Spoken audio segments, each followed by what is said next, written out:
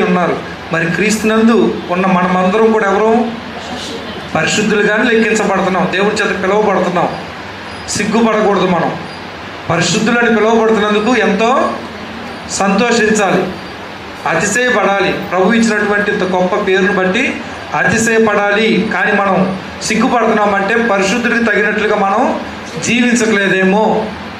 పరిశుద్ధుడికి తగినట్లుగా ఎవరైతే జీవించరో, తోటి పరిశుద్ధుని పరిశుద్ధుడిగా గుర్తించరు, తనను పరిశుద్ధుడు అని పిలుస్తున్నా కానీ సంతోషం ఉండదు. ఎందుకని?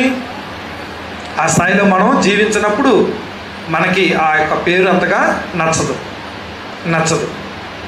పరిశుద్ధులు చక్కగా పలకరించుకోవాలి, వందనాలు చెప్పుకోవాలి. కాదు ఇంకా ఏదో అడ్డం వస్తుందంటే అది పాపం మాత్రమే తప్ప వేరొక ఏదీ కాదు.